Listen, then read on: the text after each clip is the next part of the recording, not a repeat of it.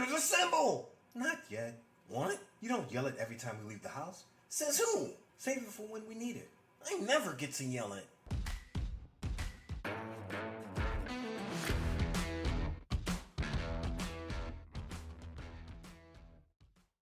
Welcome back and welcome to Season 2, bonus episode 25 of Me and My Friend Pete. Another Donuts and Dimes production. If you're here, you're one of the patrons making this podcast possible, and for that we say thank you.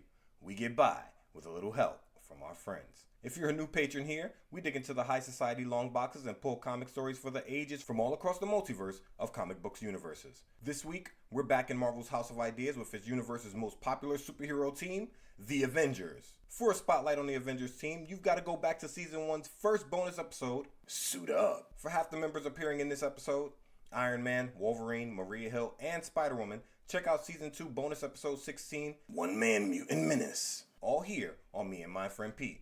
But we've still got some heavy hitters, and it's a little bit more than a few. So starting with the golden-locked king of himbos and Asgard alike, he whosoever is worthy. Thor. Created for Marvel by Stan Lee, Larry Lieber, and Jack Kirby, Thor Odin's son, aka Donald Blake, aka Eric Masterson, aka Jake Olsen, first appeared in Journey into Mystery number 83 in August of 1962. Thor is a towering 6 feet 6 inches and bruises the scale at 640 pounds on the way in. And you can't teach that!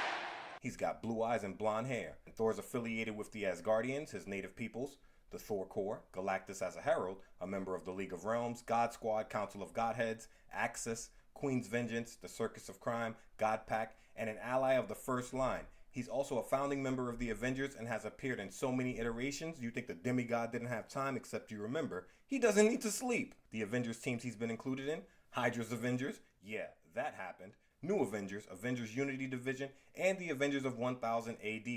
Being a nigh immortal god, you know Goldilocks' history spans millennia. I'm gonna do my best to keep it brief though. Paraphrased from Wikipedia. Thor is the son of former king of Asgard, Odin Borson, and the earth goddess Gaia, though he grew to adulthood believing Odin's wife Frigga to be his true mother. Thor came of age, which I imagine in Norse mythology is about 18,000 years old, and was gifted with Mjolnir from Odin, an enchanted hammer made from Uru metal. And what's that old saying? Everything's a nail to a hammer? Thor personified. Soon as he got his mallet, he went to work swinging it at anything that got in his way for centuries. He fought alongside the Vikings until they butchered members of a Christian monastery, traveling back and forth between Asgard and Earth, usually battling his younger brother Loki, the god of mischief, lies, and overall D-bag, before joining the Nazis quote-unquote accidentally during World War II. Man heard blonde hair, blue eyes, and shouted, "Sign me up." Odin, realizing his son was a himbo who still needed more than a few lessons in humility, stripped Thor of his memories and cast him down to Earth, having the Thunder God believe he was mere mortal Dr. Donald Blake. Blake, who had an injured leg, used a cane to walk. A cane that when he struck it against the ground transformed him into Thor, and the cane into Mjolnir, because comic books.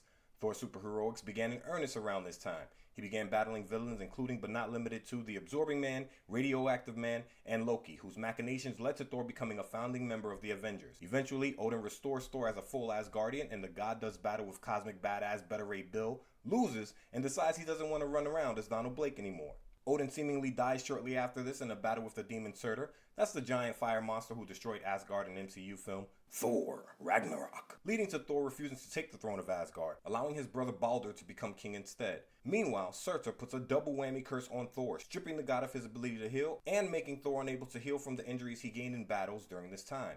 Luckily for Thor, the spell was reversed and his ridiculous good looks restored, so he wouldn't have to live his life as the Asgardian version of Deadpool. Next, Thor decided he did want the throne after all, and upon becoming king of Asgard, transferred the whole kingdom to just above Earth, where he ruled as a dictator for 200 years before realizing he was wilding the fuck out, and corrected his mistake through time travel. After this, Loki, always looking for his moment, joined forces with Surtur, asking the fire demon to create weapons on par with Mjolnir. Once these weapons were forged, Loki gathered his followers, doled out the weapons, and swinging past his knees, assaulted Asgard, conquering the kingdom.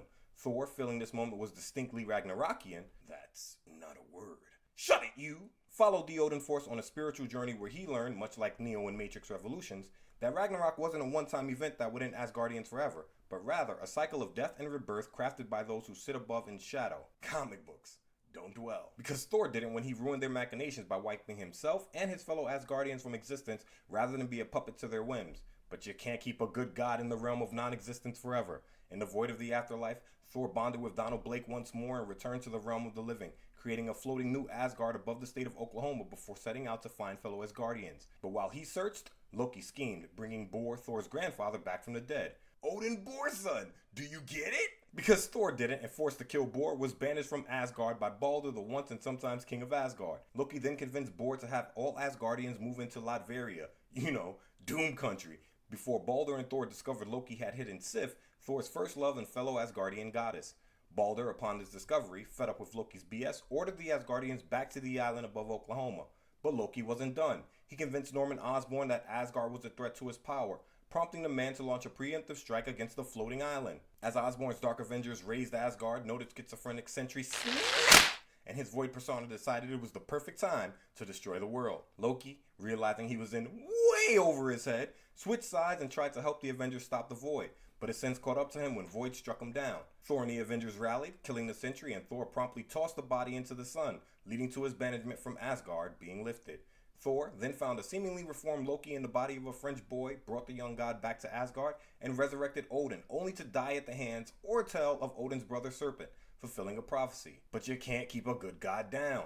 Kid Loki finds Donald Blake, the two resurrect Thor, who then faces off against and defeats Gore, the God Butcher, and loses the ability to lift Mjolnir briefly. He regains his confidence just in time to battle Malekith the Accursed in the War of the Realms. Of course, Thor gives up an eye to gain wisdom to defeat Malekith, much like his father Odin did once upon a time, and upon doing so is approached by World Devourer Galactus, who tells the Thunder God of the next threat, Black Winter. Thor agrees to become Galactus' herald and is imbued with the power cosmic before... Believe me, I could go on, but the Thor comics of the last 2 years or so are something epic, and I'm sure the God of Thunder is going to have his fair share of bonus episodes in the future, so we'll stop here. Let's get into his abilities. Being a god of Asgard and one of its most powerful, Thor's got super strength, routinely quoted as being able to lift over 100 tons, durability and endurance, longevity, a healing factor, and enhanced senses, a slew of magical abilities thanks to the Odin Force, and can control and manipulate the weather, lightning, thunder, energy, and matter. And all his years battling on Earth in the Nine Realms has made him a more than capable hand-to-hand fighter. But Thor ain't only out here fighting with his hands. He wields Mjolnir, an enchanted sledgehammer that allows for a slew of extra abilities. The hammer will always return to the wielder's hand when thrown, and if the wielder slides their wrist through the lanyard at the base of the handle, will be dragged along for the ride, allowing the wielder to fly. Lightning, wind, and rain can be summoned by stamping the handle twice on the ground. The hammer can open interdimensional portals, has some time manipulation capabilities, is strong enough to level mountains, and at times, whole friggin' planets. Can tap into a planet's gravitational force, and Thor's life force for a god blast. Can absorb energy, track people, locate mystical items, detect illusions, and project images. I'm sure if Thor prayed hard enough, the hammer could also create a partridge in a pear tree. But the seemingly limitless applications of the hammer come with a caveat, namely, the inscription placed on the hammer by Odin Bor's son, which reads, "Whosoever holds this hammer, if he, or she if you're Jane Foster, be worthy, shall possess the power of Thor." Translation? Only a select few entities in the entirety of the Marvel Universe can lift the weapon, most notably Beta Ray Bill, Squirrel Girl, Jane Foster, and Steve Rogers. It's to note as well that when the hammer is placed on a surface, it can't be lifted at all by someone who isn't worthy. Is that everything? I think we covered it all, but who knows at this point? We gotta move on. Next, we've got the Kree Kid who carries the company name on his back along with almost all of Marvel's sexy, most of the time. He's ranked number 2 out of 50 in Comics Alliance's 2013's 50 Sexiest Male Characters in Comics list, and on the top 10 list of Special Broadcasting Service's 2016 list of 10 queer superheroes who changed the face of comics list. The bisexual bombshell, the pansexual powerhouse. I'm talking about Novar. I'm talking about the Protector. I'm talking about Captain Marvel. Nay! Marvel Boy. Created by Grant Morrison and J.G. Jones, Marvel Boy first appeared in Marvel Boy #1 in September of 2000. He's 5 foot 10 inches tall and 165 pounds on the weigh-in with black eyes and white hair. He's affiliated with the Kree Empire, specifically the 18th Kree Diplomatic Gestalt, the dark, young West Coast and Avengers proper, the Champions and Humans, and the Guardians of the Galaxy. His history? An ensign aboard a Kree diplomatic space schooner known as the Marvel that traveled through multiple dimensions on its way home, Novar's ship was shot down by Dr. Midas, a quote, multi-trillionaire obsessed with gaining powers through the absorption of cosmic rays. Don't dwell. It's comic books. Novar is the only survivor of the attack and gets to work superheroing immediately, taking out Hexus, a sentient corporation his ship was transporting. He strikes up a deal with Dr. Midas' daughter, Oubliette, ending the Doctor's threat once and for all before being apprehended by agents of S.H.I.E.L.D. who place him in an inescapable prison known as the Cube. Understandably, Novar doesn't take this well and immediately declares war on Earth and the entire human race.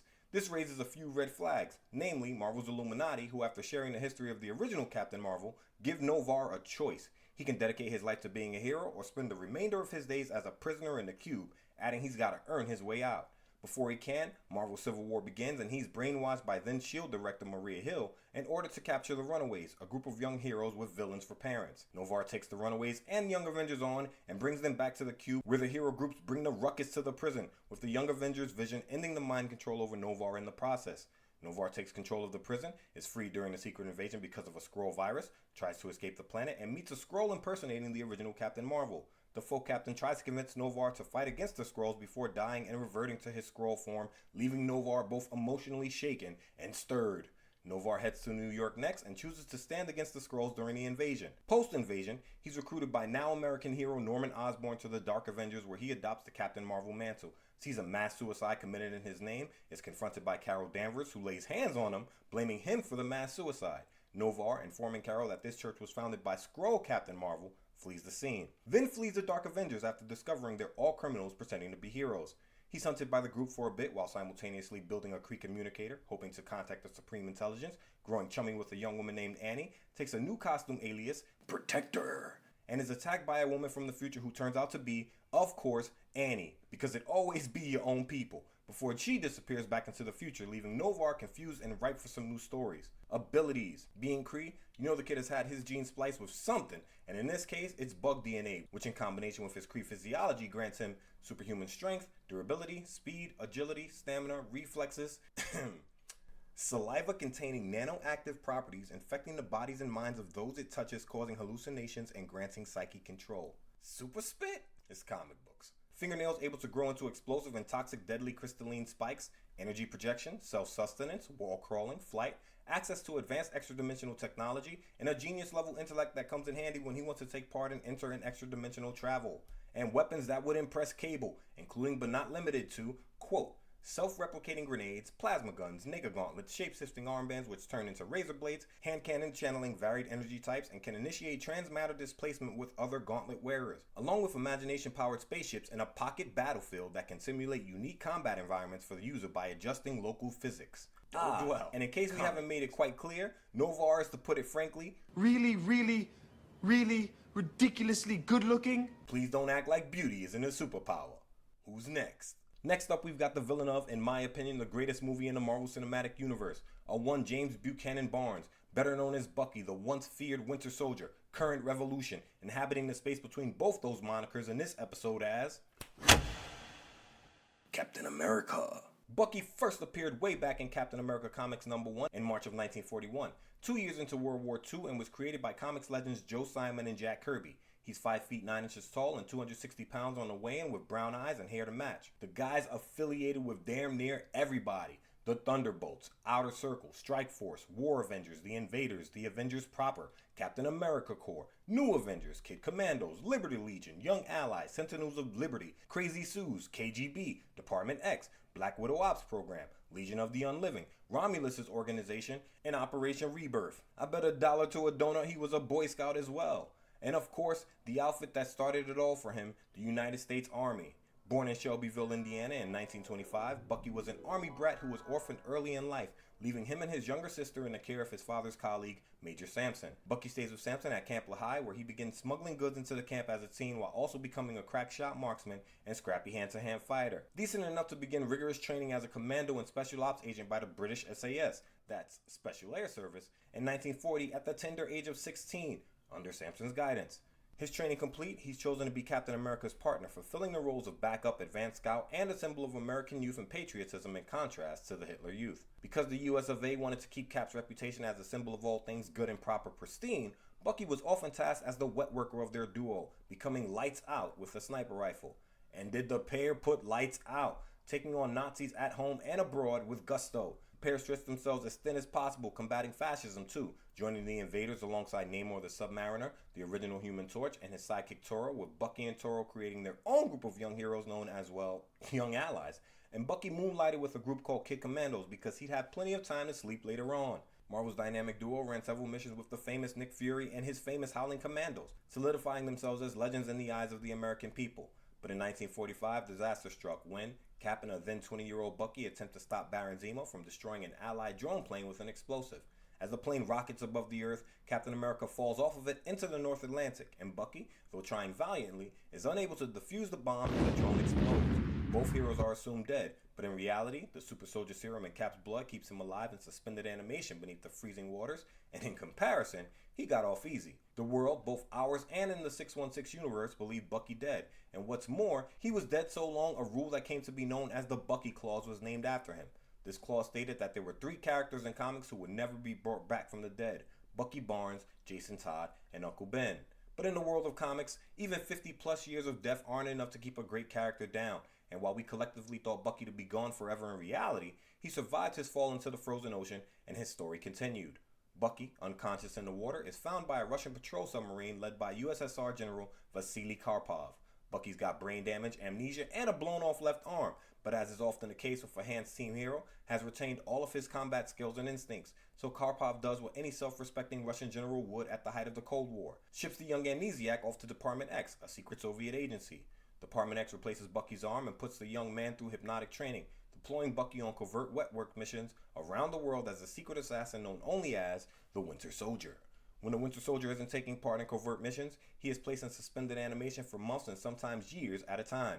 In between these quote-unquote deep sleeps, the Winter Soldier helps Logan escape from the Weapon X facility, then murders Logan's wife, has an affair with the Black Widow, and trains sleeper operatives for the Russian government before being handed over to Karpov's protege, Alexander Lukin. And man, does Lukin keep Buck busy. He sends the Winter Soldier to assassinate the Red Skull and Jack Monroe, Bucky's replacement during the Cold War, and has the Winter Soldier launch a terrorist attack in Philadelphia, Pennsylvania. This, of course, leads to Cap being sent after his former partner. Using a cosmic cube, Cap tells the Winter Soldier to remember who he is, and cosmic and comic cubing restore Bucky's memory. Bucky, overcome with guilt at having been the world's greatest assassin for over half a century, destroys his cube and escapes. He pops back up later on to help Captain Steve Rogers fight a terrorist attack in London, takes a job with Nick Fury, joins Captain America as an outlaw during the Civil War, and plans along with Nick Fury to break Steve Rogers out of prison when the man surrenders. However, Captain America is assassinated before reaching prison. Bucky bounces around a bit, stealing Cap's shield, dodging brainwash attempts by the Red Skull, and after a conversation with Tony Stark, agrees to become Captain America, as long as he's allowed to operate outside of the purview of the Superhuman Registration Act, becoming the new Captain America, replete with the iconic shield and an adamantium lace suit. And this is where we find the hero when this story begins. The handling of his return in comics and the MCU movies Captain America Winter Soldier and Captain America Civil War, possibly my 2 favorite Marvel movies, has solidified Bucky Barnes' place in my mind as one of the great secret agent heroes in the Marvel Universe, and I appreciate that the character to this day is still evolving. Moving into his abilities, Bucky has taken the Infinity Formula, the same formula that Nicholas Fury has taken, which grants him enhanced strength, speed, agility, reflexes, stamina, vitality, and resilience to injury. He's got a cybernetic arm on par with Misty Knight's that gives him enhanced reaction time, superhuman strength, a holographic projector, energy projection, and an EMP discharger. The guy's also one of the great hand-to-hand fighters in the Marvel Universe, considered a master hand-to-hand combatant and martial artist, making him a skilled assassin and spy, and a master in the use of military weapons and throwing knives, making him a skilled marksman. He's also a decent tactician, and if you haven't read the recently ended run of the Thunderbolts when he decides to take the Red Skull off the board permanently, are you missing out? But don't worry, we've got the story here, and someday, I'm sure we'll get into it. Next up, we've got the Avenger on the list who, despite having no powers whatsoever, is one of the few non-powered heroes to constantly stand shoulder to shoulder with Earth's mightiest heroes, armed only with quips, a bow, and quiver filled with trick arrows, which might not seem like a lot until you realize the guy has hit 99% of the shots he's taken since he ran away to the circus so many years ago. I'm talking about Clinton Francis Barton. I'm talking about Hawkeye. Created by comics legends Stan Lee and Don Heck, Clint Barton first appeared in Tales of Suspense number 57 in September of 1964. He's 6 feet 3 inches tall and 230 pounds with blue eyes and blonde hair. Hailing from Waverly, Iowa, he's a corn-fed Iowan to be sure. Clint's been affiliated with a few groups not tagged with Avengers in the title: Defenders, S.H.I.E.L.D., Thunderbolts, Wild Pack, and the World Counterterrorism Agency to be sure, and is a regular in team-ups with his ex-wife Bobby Morse, that's Mockingbird, Natasha Romanova, that's the Black Widow, and his protege slash successor slash badass with a bow in her own right, Kate Bishop, that's Hawkeye 2.0. But when it comes to where you'll find this guy when the beef is cooking, just look for an Avengers team. He's a mainstay on the Avengers proper, was a teacher at the Avengers Academy, the leader of the Great Lakes and West Coast Avengers. New Avengers? Check. Secret Avengers? Of course. Mighty Avengers? Nah. Hawkeye steered way clear of that shit show. With a name like his, he saw what that was turning into from a mile away. But we ain't here to talk about that. His bio? At age 8, after his parents died in a car crash, Clint, along with his brother Barney, spent the next 6 years in a group home before running away to join the circus. Which may seem ridiculous until you remember that until the 1950s, televisions weren't an affordable household item. Children dreamed of, and often did, run away to the circus. With Flea and Heck being products of their environments, is it any wonder a superhero in Marvel made his start in their version of Ringling Brothers? But I digress. So, 14-year-old Clint Barton runs away and joins the circus with his brother Barney, where he meets the swordsman, who along with a bowman known as Trickshot, trained Clint in the art of archery. His natural talent and Jordan-level work ethic led to him becoming a marksman of the one-of-a-kind sort, and he took the stage name Hawkeye, the Marksman. But of course, no good street-level hero's origin story is complete without cash being stolen, and we get some here. Turns out Swordsman had been embezzling money from the circus, and when Clint confronted him about it, the man broke both Clint's legs. Time passed. Clint kept training with Trickshot until he found out the man was only training him to pull heist, and when confronting Trickshot on it, was left pinned to a tree by an arrow because Clint was really bad at picking role models back then. He bounced around for a bit, joining the Ringmaster Circus, then the Coney Island Circus, before deciding that the circus was for the birds. Once he saw a $1 genius playboy philanthropist in an Iron Man suit and thought, as a guy equipped only with stellar marksmanship talent, I can do that. But he goofed his first outing, was labeled a criminal, and went on the lam. And being a small-town kid from Iowa who knew very little about the world, he knew even less about women, meeting and falling in love with Natasha Romanova, the Black Widow, who used his naivete and talent to convince him to help her steal from Tony Stark. But you ain't just finna steal from Tony. When Natasha wound up injured and then disappeared after Hawkeye rescued her, the kid decided it was time for him to join the side of the Angels for good.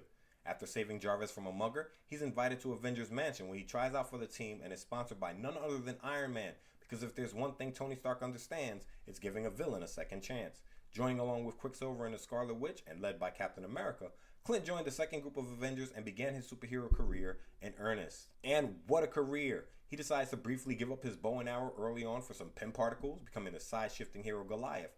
Reconnects with his brother, an FBI agent posing as a racketeer, and the Barton brothers together again take on the Mad Thinker and the Puppet Master, both working for Egghead.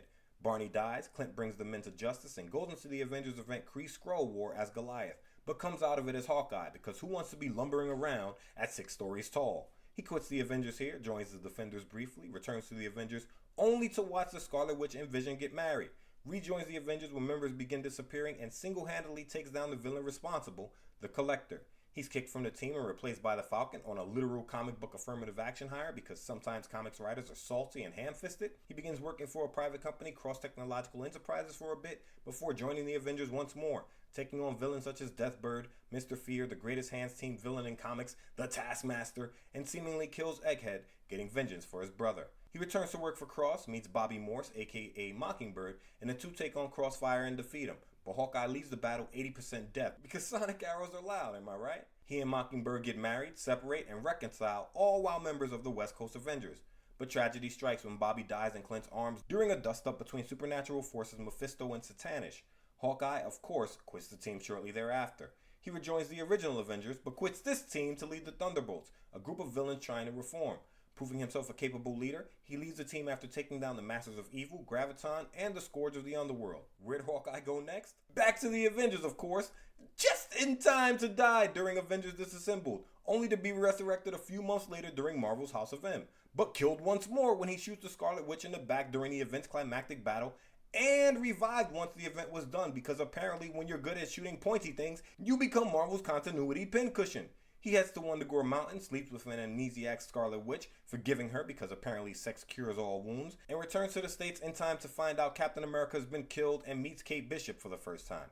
He joins the new Avengers under the guise of Ronin with Echo's blessing, meets Kate Bishop for the second time, and gives her his blessing to adopt the Hawkeye moniker. On a mission to the Savage Land, Clint and the new Avengers run smack dab into Skrulls posing as Earth's mightiest heroes. You can hear that story in Season 2's 7th bonus episode, Revenge of the Cows. After this, in the midst of the Skrull War, Clint is reunited with the real Mockingbird and the two begin globe hopping as Bobby tries to get her life back in order. With Norman Osborn's rise to power, Clint, elected as the head of the new Avengers, is pissed that Daredevil nemesis Bullseye took up the moniker of Hawkeye for Osborn's Avenger team, filled with villain doppelgangers of heroes, and the Sentry, because he's his own worst enemy.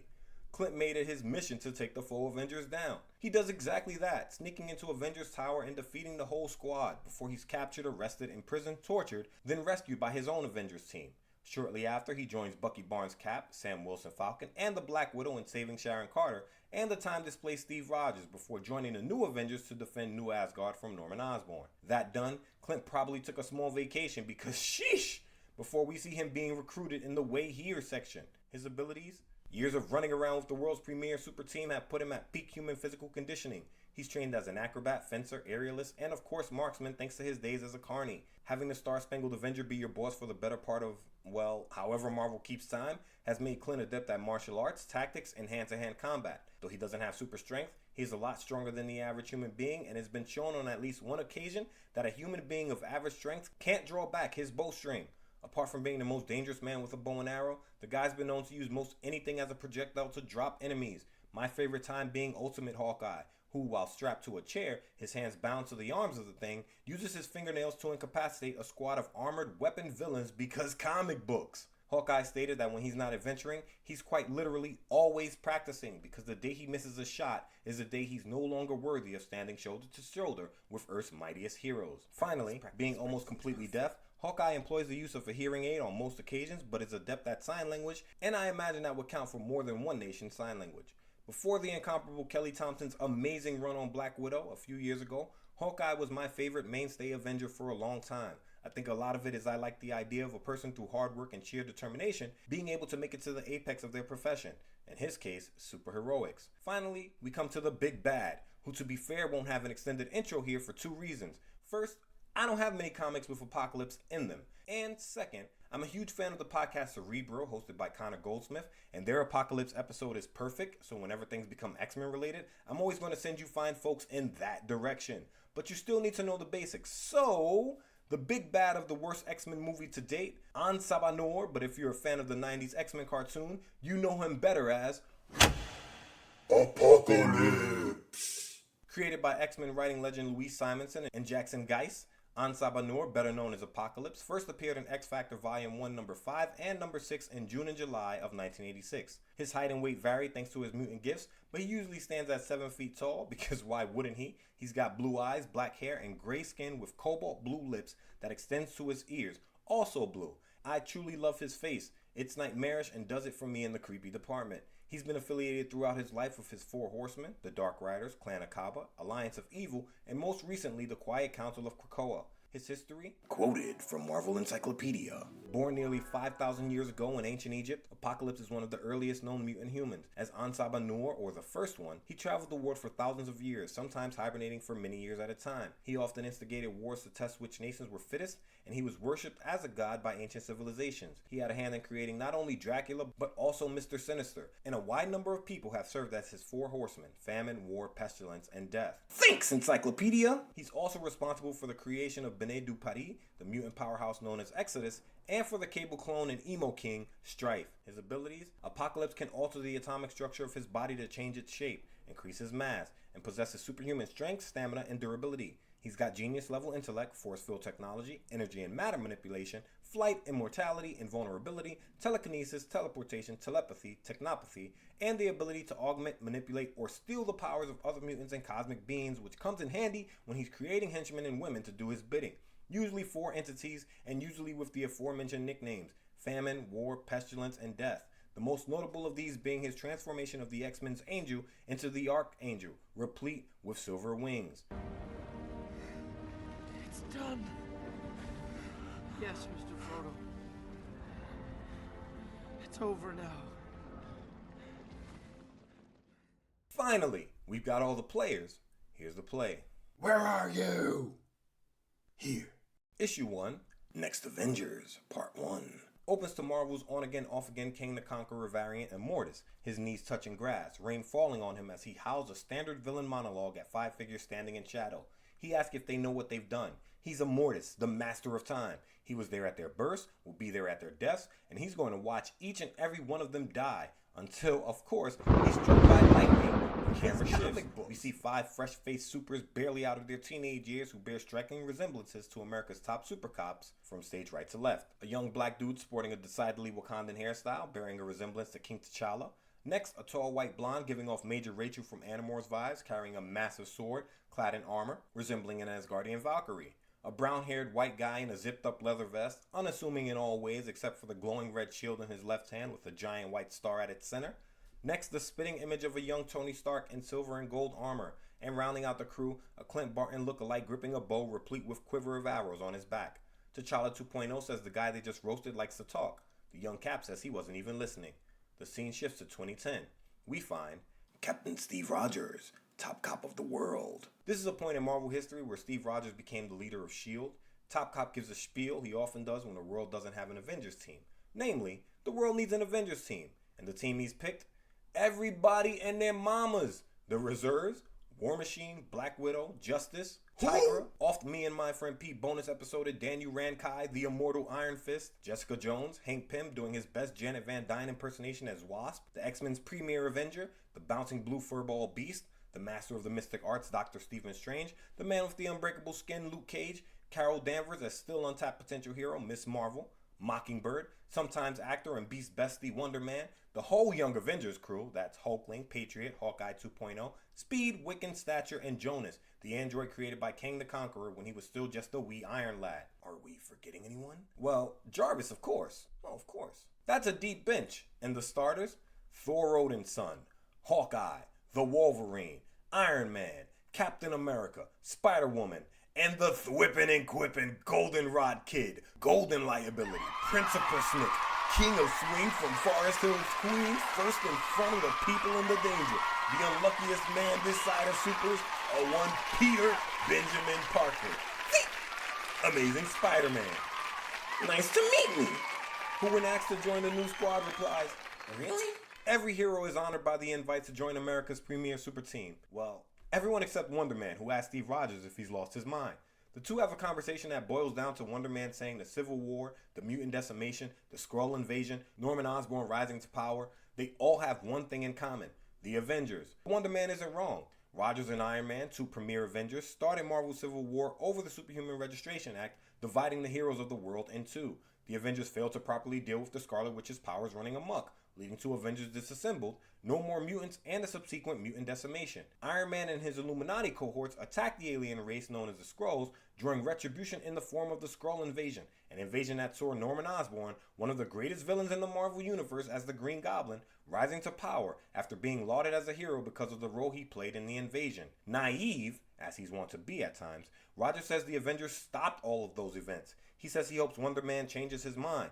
Wonder Man says he hopes the same, and if Rogers doesn't, he, Wonder Man, will change it for him. Time moves forward. We're in Avengers Tower, New York City. where Top Cop Rogers tells each member why they've been chosen. Thor, nobility and strength. Hawkeye, cunning and bravery. Spidey, power and responsibility. Wolverine, ruthlessness and selflessness. Captain America, symbolism. Spider-Woman, savvy. And Iron Man, a clear view of the future. But Wonder Man wasn't the only one who had reservations about Avengers Reassembled. Iron Man pulls Rogers aside, saying they don't agree on anything anymore. He shouldn't be a part of this. But again, Rogers insists. To put Tony's mind at ease, Rogers says he's not going to be the person running the team, jerking his thumb over his shoulder at Maria Hill. Iron Man, having worked closely with Hill when he was director of S.H.I.E.L.D., is happy with the choice. Hill gets right to business, asking if everyone who's supposed to arrive has. Rogers says there was supposed to be one more, but the guy didn't show. Before we get to hear who that guy was, Spidey's sixth sense kicks in and Kang the Conqueror, Master of Time, appears from who knows when, saying he's got a warning for them. The warning? We don't get to hear because Thor hits the man with a bolt of lightning from Mjolnir immediately, sending Kang flying through the tempered glass of the tower and onto a rooftop a clear mile away. Squeeze first, ask questions last, am I right? The Avengers follow, ready to pummel the man into submission, but Kang raises up a metallic egg-shaped who knows what that stops Iron Man cold. Genuinely afraid, Iron Man tells everyone to stand down. Kang orders Iron Man to tell the team what it is or he will. Iron Man replies simply that it's a doomsday device, a dark matter accelerator Iron Man's built sometime in the future, despite his own protest to Kang that he would never build such a device. Kang, trying to cut to the chase, says he's arrived because he's got a message from the future. And of course Spidey, nerves on 10, centers himself, asking, Do I ever find true love? Kang says the world's coming to an end because of the Avengers' children. He pulls a holographic projector the size of a quarter from his belt and raises it over his head where a dystopian future fills the sky. Kang says in the future, Ultron returns, finally conquers the Earth, and is stopped by the children of the Avengers. But instead of the future heroes giving the world back to the people, they chose to keep ruling, with conqueror tactics that will make Alexander the Great wince. Kang says the present Avengers have to head to the future to end the threat of these next Avengers. Kang says coming here like this sickens him. He's tried to stop Ultron himself 20 different ways, but the future Avengers are the only ones who succeed, and the only people who can stop these future Avengers are the current ones. He says their interests have aligned for the first time ever. He doesn't want to die by Avengers' hands, future or otherwise, and the Avengers don't want their kids to become villains. Kang says if they stop the next Avengers, he swears to end his blood feud with the super team, and what's more, devote himself to the well-being of the Avengers going forward. But if the Avengers fail, he'll be back, and he'll use the egg, having nothing left to lose. When Iron Man says he doesn't know how to build a time machine, Kang replies he will when the team is complete, before vanishing into the time stream to parts unknown. After the standard, "we shouldn't screw with time" conversation, the Avengers wonder aloud who to call for help with building a time machine. Luckily for them, Wolverine knows just the guy. And where Kang get off to? Back to the future, of course, where we find a green-skinned strongest there is sitting on a throne made of stone, a woman standing behind him, her arms folded. When they ask Kang how his meeting went, he says the Avengers will come. The Hulk, Massive Fist Raid, replies, Good. Those Avengers are going to learn Hulk is the smartest one there is. "Not with that syntax, buddy." Issue 2, Next Avengers, Part 2. opens to Atlanta Naval Air Station, Marietta, Georgia. where Marvel Boy is completely wrecking the Titanium Man, one of Iron Man's big bads, as the Avengers watch.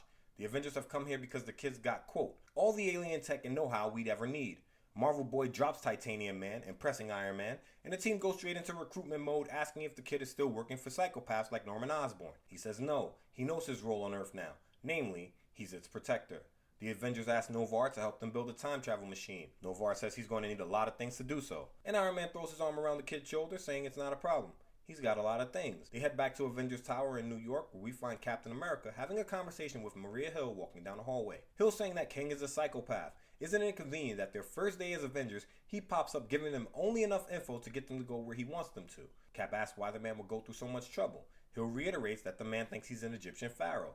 She doesn't know Kang actually is, but that's a story for another time. Cap says sure, but Tony's a smart guy. He won't just jump into something like this without making a plan.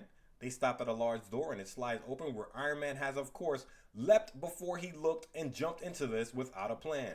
Inside, Stark, Novar, and Spider-Man, the team's big brains to be sure, are hard at work building Marvel Boy's time machine. And I know I give Tony a lot of shit for ruining Spidey's life, and he did to be sure, but he's also essentially the only genius in the Marvel Universe who respects Pete's engineering ability. Anytime he can, he puts our hero to work exercising his greatest muscle. Back to Tony says he's in his element, that this is what he was born for, and offers Novar his own warehouse laboratory where the young hero can just build to his heart's desire. But Novar refuses. He says giving humans technology they haven't earned would lead to the destruction of human civilization in a year's time. Tony offers to buy Novar a pony. Not sure why he thinks that's an enticing offer, but I don't do too much thinking on trying to understand Tony Stark. Novar says the machine, small enough to wear on his wrist, is ready and fires it up, filling the room with images of various futures, each showing presumably different Avengers teams in vertical panels. The image on stage left showing the next Avengers we witness shock Immortus into oblivion, with the strongest there is standing in front of them looking regal. Marvel Boy says they are looking at potential futures, any and all of them could happen. Some heroes handle these what-if images well, but the two spiders looking at images of Spider-Man 2099 and the woman who stood with the Hulk at the end of issue 1 begin riffing. Is that me in the future? Is that my kid? Please tell me I don't live that long. Please tell me I don't get married. What year is that supposed to be? On Tony's instruction, Novar focuses on the future with the next Avengers in it, agreeing this is the strongest future transmission. The Avengers watch in shock and awe as their future namesakes strike Immortus down. Before they can figure out what they're seeing, the future literally shatters. The final image in the frame is of a gray-haired, green-skinned, red-eyed Hulk screaming. The room fills with conversation with two different scenarios being most likely. First, Kang broke time and is lying about it. Second, the next Avengers killed Kang and broke time. Tony says either way, it's broken, and it's broken everywhere. Thor orders Novar to get to work creating a way to get to the future, oblivious to the magenta streak racing towards them through the window behind him. A moment later, the blur flies through the window, sending everyone except Thor reeling. Thor shouts, "You!" And possibly, "Verily!" The "you?" A jacked up, pissed off, glowing purple Wonder Man. He shouts that he told Rogers this Avengers team is a mistake, that he warned the man, and he's not going to let history repeat itself. Thor, calling Wonder Man old friend, puts himself between the people and the danger, asking Wonder Man to calm down. But the Man of Wonder is charged up and downs the Asgardian God of Thunder with a shot to the jejernum. Tony, his armor forming around him, shouts, "Avengers, assemble!" Spidey shouts, "We were assembled until he knocked us over!" Perennial badass Wolverine shouts, "He's got this," popping his claws and stepping forward aggressively before he's dropped with an aggressive left effortlessly. Sit your little ass down. I bet that's what Simon's thinking. Novar proves his mettle, stepping forward and shooting Wonder Man through a separate tower window with energy blasts from both hands. But Simon eats those and, gearing up for another pass-through, shoots towards the tower once more before vanishing as quickly as he came. But his attack was successful. The time machine Novar and company just built? Destroyed. Iron Man and Thor agree Wonder Man's in trouble and needs their help. When Spider-Woman says the man doesn't seem like he wants their help, Iron Man says after Scarlet Witch in a century, he won't let another Avenger crack under the pressure and fall from grace. He tells Maria Hill to get on the horn with Captain Steve Rogers to figure out what the two men spoke about that could have pushed Simon over the edge before turning to Novar and asking if another time machine can be built. Novar says it can, and quickly, but what's to stop Wonder Man from spinning the block again and destroying that one too? Iron Man says they can't build it here. They're going to build it somewhere else, and fast, because time is broken everywhere. It's not linear. Translation? Theoretically, everything everywhere all at once. His armor starts spitting out readings like crazy, while behind him, Spidey's sixth sense is dancing around his skull. Now it's Iron Man's turn to put himself between the people in the danger. He throws his arms wide, shielding the Avengers as best he can, shouting for the team to evacuate the building. But it's too little, too late. There's a blinding flash of light, and when it fades, we see, flanked by his four horsemen, one of Marvel's most dangerous mutants, the one and only Apocalypse! And he's only got one question. What nightmare have the horsemen of Apocalypse found themselves in now? And that's where we are. We've got me, we've got you, we've got, no further ado, we've got The Avengers, Next Avengers, Part 3. Get up to 80 in the DeLorean and let's speed! Me and my best friend Pete, old adventures, new critiques. He spins webs, I spin yarns. Kinda kooky, be forewarned. Look out, it's me and my friend Pete. The credits. The writer on this one is the great Brian Michael Bendis. Penciler, J.R., that's John Romita Jr. Klaus Janson is the inker. Dean White is the colorist. VC's Corey Pettit is on letters and production. Lauren Sankovic is the associate editor. Tom Brevoort is the editor. Dan Buckley is the publisher. And Alan Fine is the executive producer. The cover. Beneath a blue banner that reads, "The Heroic Age, The Avengers." In golden shimmering letters, we see Kang the Conqueror in the foreground. Stage right, his blue face and purple helm covering his head, the top of the helm smoking, his purple and green costume on, purple gloves, purple boots, a golden swirl wrapping his body, fresh from the time stream, silver laser handguns in each hand, each with a main barrel like, normal handguns, then barrels on each side of said main barrels, and a smaller barrel beneath the main chamber. Shooters shoot and his are glowing like he's ready to let 8 go. Stage left, we see who we now know as Spider-Woman, future version, a bare midriff in black and red striped spandex, both top and bottom, bare feet, white hair, a simple black mask wrapping her eyes, wearing a scowl and descending a spiderweb that runs the length of the page vertically. And behind him, we've got a green-skinned behemoth in the form of a topless, muscle-bound Hulk, his eyes fully emerald green, his hair shoulder length and white with flowing Santa Claus beard to match. The cover's simple, clean, and gives us nothing. So let's get into it. Page 1 opens to a caption box. And there came a day unlike any other, when Earth's mightiest heroes found themselves united against a common threat. On that day, the Avengers were born, to fight the foes no single superhero could withstand. The Avengers. Beneath this, we see an image of Apocalypse and company. In the center, Ansab Anur, head and arms gray, eyes red, a large red knight's bever protecting his neck, blue and white spandex from the torso down, a cuirass protecting his chest and shoulders, red gloves, and boots and silver cables running from his gloved hands to his bever.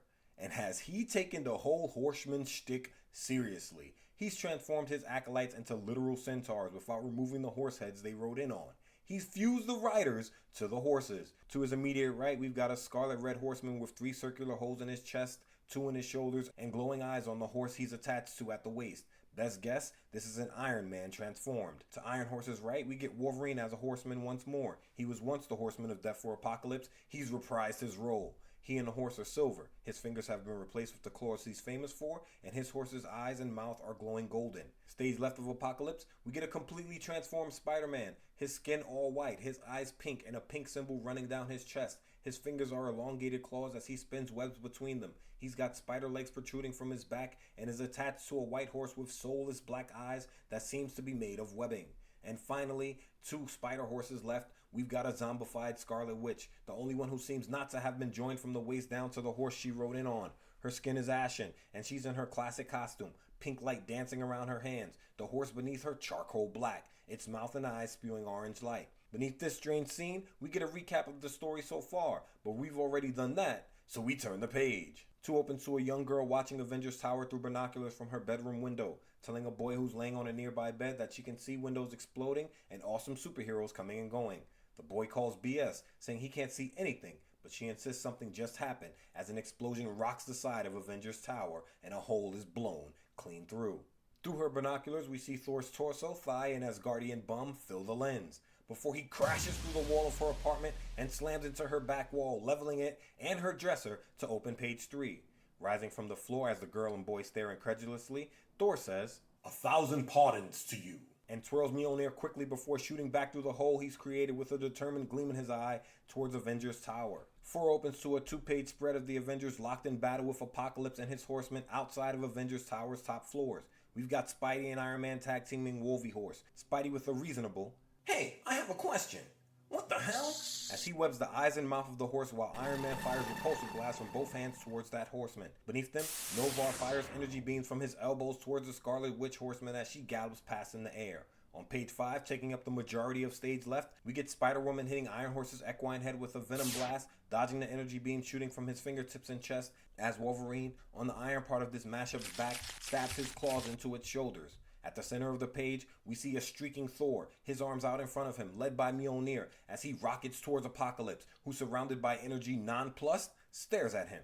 And beneath this, the Spider Horse charging towards a broken opening of Avengers Tower where Hawkeye has just let an energy arrow fly, and next to him, almost comically, Captain America fires a bullet from his Ruger pistol. Ironically, this is the equivalent of bringing a knife to a gunfight, where every gun is an automatic weapon, and reminds me of that scene from Harlem Nights. You know the one. You know what I'm talking about!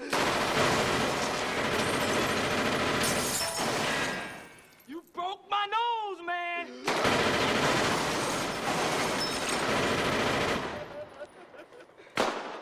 Yo, man, I'ma say it one more time! I don't know what the fuck y'all are talking about, and I suggest y'all let me go on my way! Oh, really? Oh, really?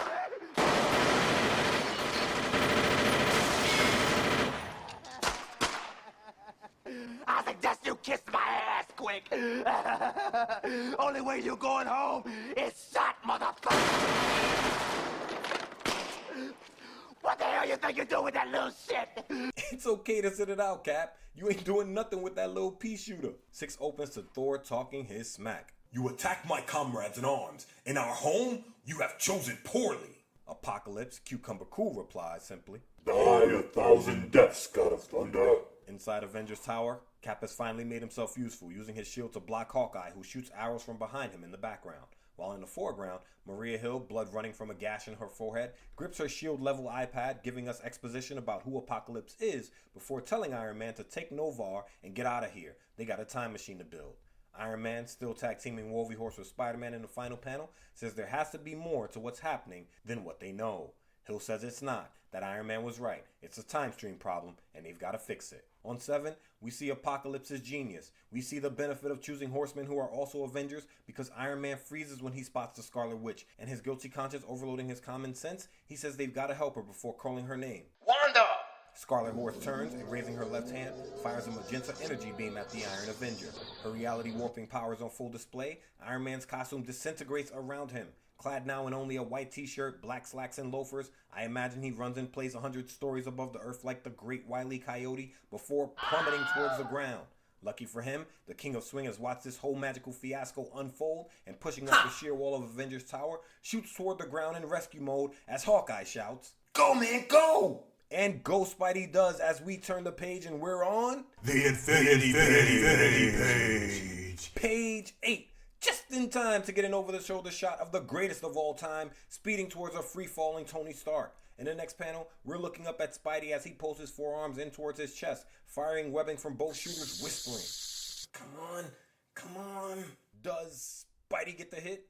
No! The web lines shoot past Stark on either side as his eyes widen with the fear of going splat. Terror in those eyes aside, Stark says, more calmly than most would in this instant, Kid, let's go. The final panel zooms in tight on the determined masked face of Spidey. We fight through an ad for a Marvel trivia book and land on page 9 at the same time Tony Stark's body lands on a massive webbing trampoline that spans the length of a city block. But with traffic jamming the street below, Tony could still die if he hits the hood of a car beneath him. As onlookers point and stare, Spidey perched on a street light, realizing what we do, webs the man by the back and yanks him free of the trampoline, shouting, Gotcha! The golden liability, preventing property damage. Plot twist. When Stark tells Spidey he could kiss him, our hero replies, Not with that mustache. I have delicate skin. Stark's like, seriously, dude, I thought that was it. It almost was. I have trouble doing the how much web I'll need math in my head while free-falling into major metropolitan areas. The amazing Spider-Man! Doing the math in his head, and he was working right then. On 10, we're back high above the city we know and love, just in time to see Thor, his hammer pressed against the chest of Apocalypse, firing an energy beam at the villain point-blank range as Iron Horse flies past the hole in Avengers Tower with Wolverine in tow, still on his shoulders. The Knucklehead shouts to Hill that she was right. Hill, unable to hear him, asks what he said, as Cap and Hawkeye both take aim. Cap, trying to redeem himself from the Harlem Nights moment, says he's got this one, and fires from his Luger. The shot is true, and we see it hit Iron Horse squarely in the left eye in the next panel. The henchman screams, and grabbing his face with his right hand in the final panel, grabs Wolverine from his shoulders with his left, hurling the diminutive hero through the shattered glass of Avengers Tower to open page 11. Hill shouts, Holy! Cap and Hawkeye get low as Wolverine soars overhead, landing in the debris of the next panel. When Hill asks if he's okay, Wolvie's like, Focus, lady. I know Apocalypse. This isn't the fight. The fight has to be taken to whatever's happening with Kang. When Cap says this could be the Kang thing, Wolverine says he doesn't think so. That Apocalypse isn't supposed to be here, and these literal horsemen aren't right. Back on his feet, he charges towards the opening, repeating that this isn't the fight. This is just the damn thing. Leaping towards Spider-Horse in the final panel, he repeats, Guys, listen. This ain't the fight. We gotta. But whatever they gotta do, we don't get to hear because 12 opens to Spider-Horse wrapping his mini-arm torso around Thor, giving Apocalypse an opening to fire a blast of energy into Wolvie's back as he shouts, Unleash the poison! Wolverine falls headlong towards the earth in the next panel and is saved by Spider-Woman, while in the background, Spidey scales the tower with Tony Stark in tow, Hawkeye and Captain America firing useless rounds towards the villains, pressing in on them. Spider-Woman reiterating Wolvie's message, this ain't the fight, we gotta go. Thor fires a bolt of lightning from Mjolnir into Spider-Horse's chest. He says the fight's in front of them. Where should they go? While at the same time, Spidey drops Tony off in Avengers Tower, where Maria Hill is still trying to coordinate their strategy. All of you, hold ground! Tony, good, still alive.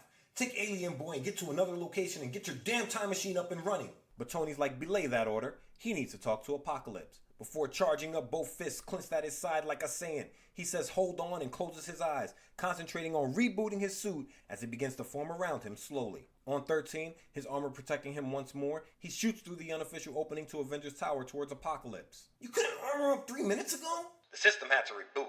Magic Whammy and biotech don't mix. Cap tells Iron Man to tell them what he needs. Iron Man says he needs not to see his friend's twisted doppelgangers being used as puppets by a mutant megalomaniac. I just want to point out here that Iron Man took the time to point out Apocalypse is a mutant, as if that makes a difference in this moment. As quiet as is kept, Iron Man tends to harbor a bit of underlying racism towards mutants, a racism that leads to Sentinels eventually being created using his designs and schematics, but that's a ways down the road. Right now, though, Iron Man races towards Apocalypse, both his gauntlets charged up, crackling with a blue-white light, telling his team to keep fighting and keep the Horsemen away from him. He fires this light at Apocalypse in the next panel, and the beam surrounds the megalomaniac, freezing the villain in the air. Apocalypse shouts, Who dares? When Iron Man replies, I dares. I imagine Apocalypse, one of the best in the business with a monologue, takes a deep breath, prepared to tirade in the final panel. My horsemen will feed on your... Iron Man cuts him off, asking questions. He says Apocalypse and company were as surprised to see the Avengers as vice versa. When did Apocalypse come from? Where did Apocalypse come from?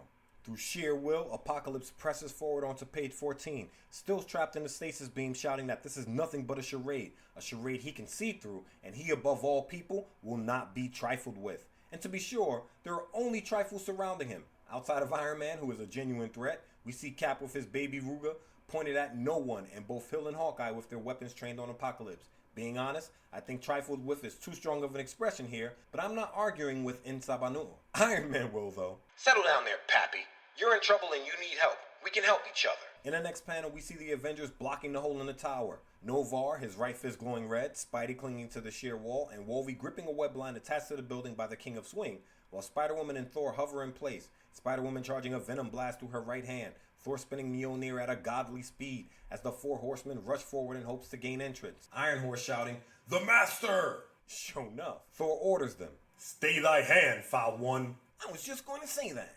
In the final panel, we get a testament to just how much data Tony Stark can process at once as we see him, arms wide, and just filling the long horizontal, displays of vitals in all shapes and sizes, spitting out numbers while a small screen shows Apocalypse's head as he replies to Iron Man's offer. Help me? I am your god. I am the reason you live and breathe. I am the air and the moon and the... Time stream is broken, and you can help us fix it or you can keep on... You are an ant and I am the sun. Babbling like a loon. And I don't know what the Horseman said to Thor in the gutter between pages, but 15 opens to the God of Thunder, pissed.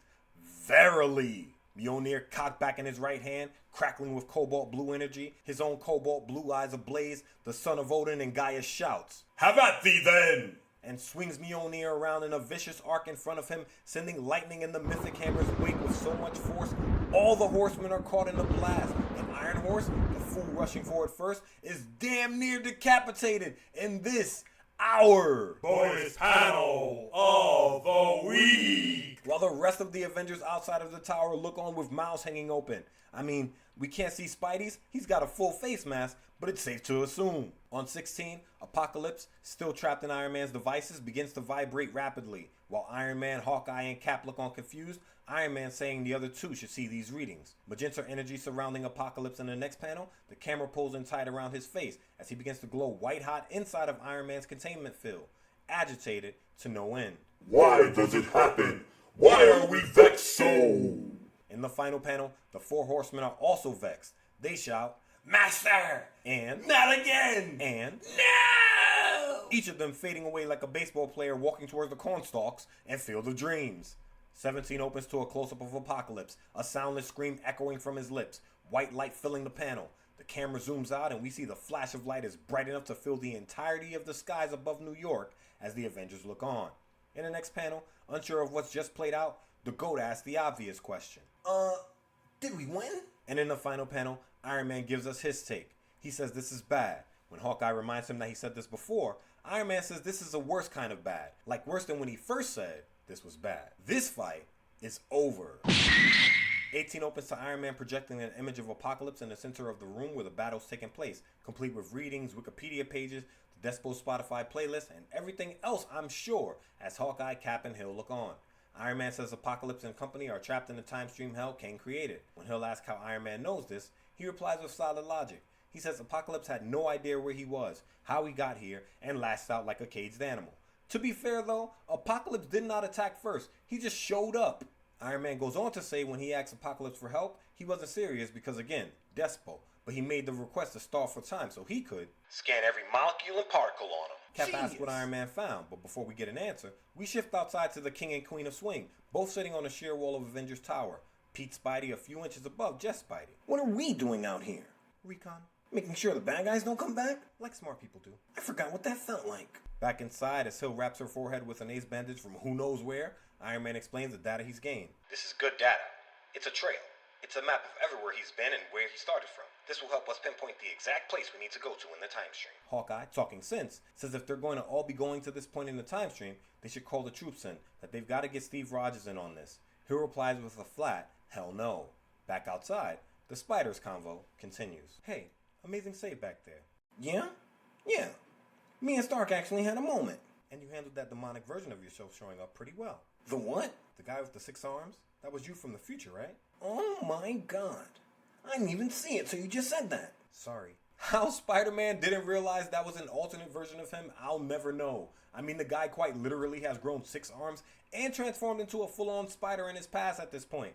But to be fair, who wakes up thinking they'll wind up a horseman of the apocalypse? Either way, page 19 opens to Hill refusing Hawkeye's idea to send the entire 27-hero roster of Avengers into the time stream.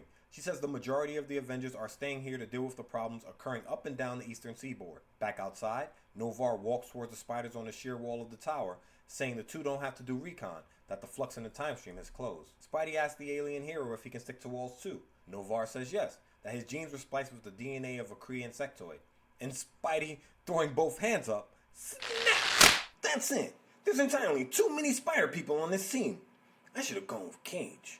Alluding to Luke Cage's Avenger team across town somewhere. Novar asks if he offended Spider-Man. Spider-Woman says the man just upset his future includes him becoming a horseman of apocalypse. Novar, completely stone-faced, replies, "It's nice to know you have employment." Wait, was that a joke? It was an attempt. That wasn't bad, actually. Off-panel, someone shouts that the alien boy is needed. In a black negative space to Open 20, the Avengers crowd around Maria Hill as she calls the play. Namely, Cap, Iron Man, Wolverine, and Novar are going to head to their secret location, set up the time machine, and head into the time stream to do what's got to be done. She says the rest of the team has missions in the city, time-related disturbances that need their attention. In the final panel, Hawkeye pushes back. He says if there's a time disturbance, they should all be going to deal with that. When Hawkeye continues to push, Hill holds up her SHIELD-issued iPad, telling the team to take a look. All of this is happening in New York City. Whatever craziness we don't get to see on the tablet is enough to convince the entirety of the team. Iron Man says, "Let's go." Thor offers words of encouragement. And may your hand be mighty. On 21, we see where Iron Man and Company's secret location is. A dilapidated barbershop entrance sits as a front, while inside, we see stairs leading into a sub-basement filled with cables, computer monitors, and other tech equipment. One of Nick Fury's many secret safe houses. Wolverine says he knows it belongs to Fury from the smell.